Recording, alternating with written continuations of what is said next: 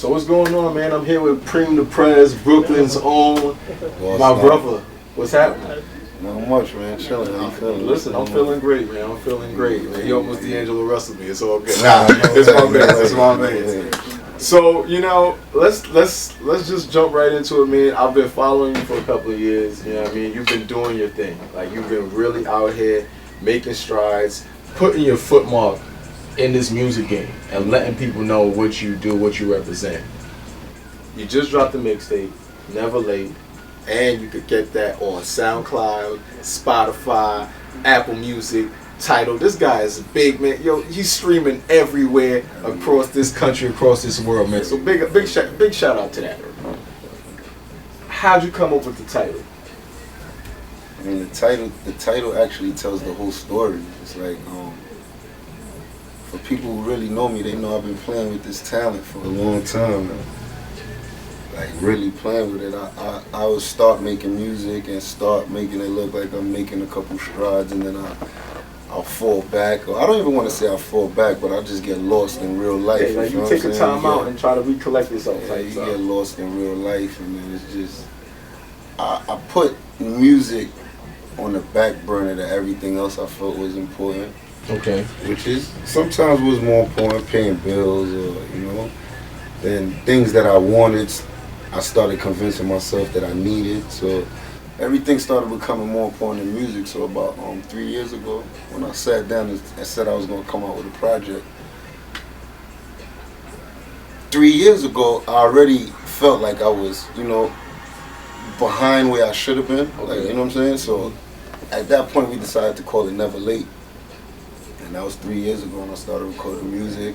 I fell back and then started again and fell back. But the reason why the name is still relevant today is because I'm telling a real story, you know what I mean? It took my entire life to make this album because it's my life, you know what I'm saying? There's nothing fabricated in the music, for me at least, you know what I'm saying? We live in a world today where it's okay to fabricate rap and you know what I'm saying? Yourself, but that's not really the case with me. So it took my entire life to make the music that I'm making today, and I just feel like as long as I stay true to my story, it could never be late, you know what I'm saying?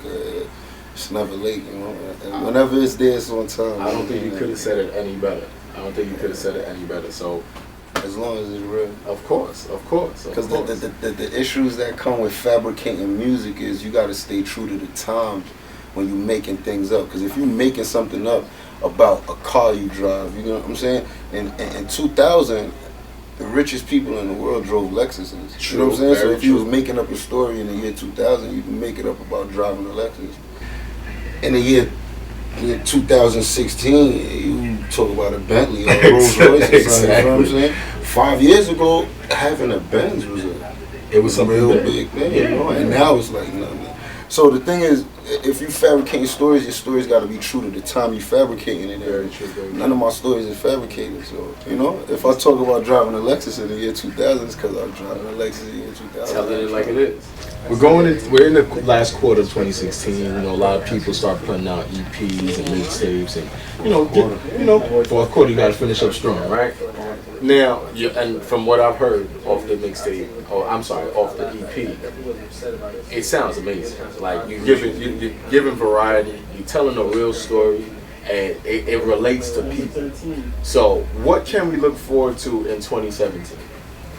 I mean, 2017, I'm still gonna be pushing this project right here. Okay. Not that I won't be doing more, probably just everything I'm doing right now is geared toward promoting Never Late. So okay. I might drop a secret project soon. Okay, so there might be something in the working works. on something, but it's still only gonna be to promote Never Late. Okay, Never Late that's my reasonable doubt right now. Okay. And listen, if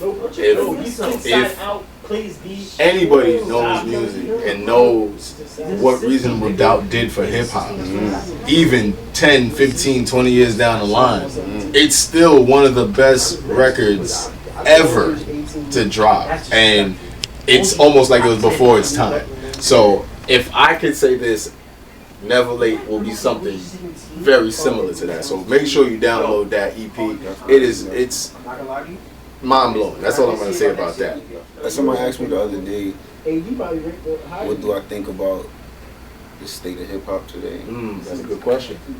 And it's a wrong question as far as I'm concerned, because it's not really hip hop anymore. Music is just music. You know what I mean? They took the genre and opened it up. You know what I'm saying? Like this happened with R&B already. Yes. You know, there's no R&B chart anymore. No.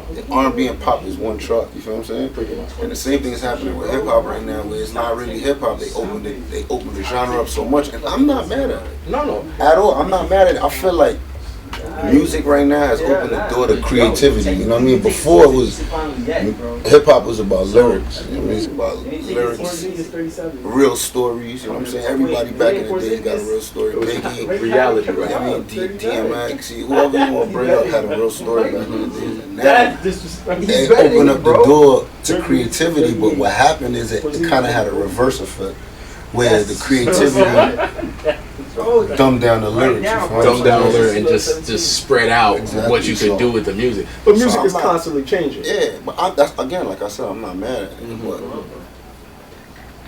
I feel like I'm the last of that dying breed. You know what I'm saying? And I plan on staying true to that. You know what I'm saying? I'm not really for the, you know, the dance raps and that's all and the gimmicks. Listen, my life is my only gimmick. You know what I'm saying? I lived one of those lives that I feel that people want to listen to. But you know what? That's what we're doing right now. We putting out these freestyles. Man, niggas know I can rap. You know what I'm saying?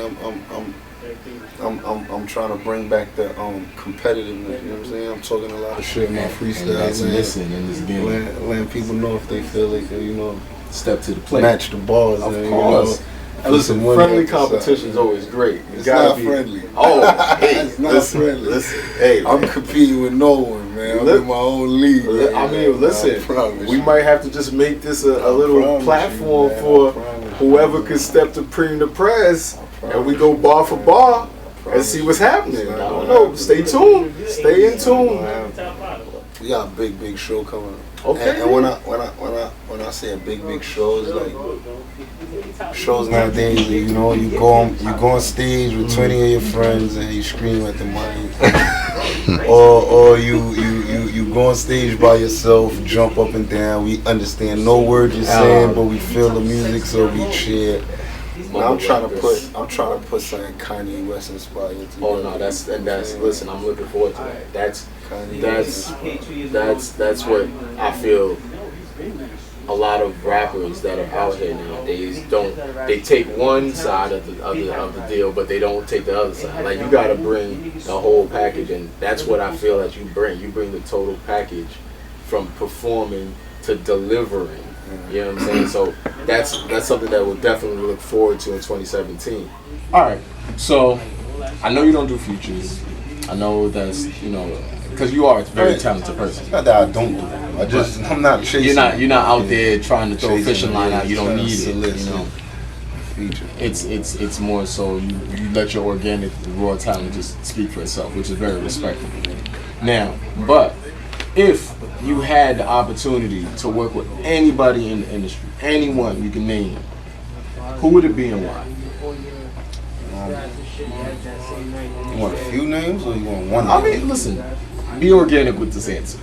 Well, first person I'm gonna say is Jay-Z. It's not for the reason why people think.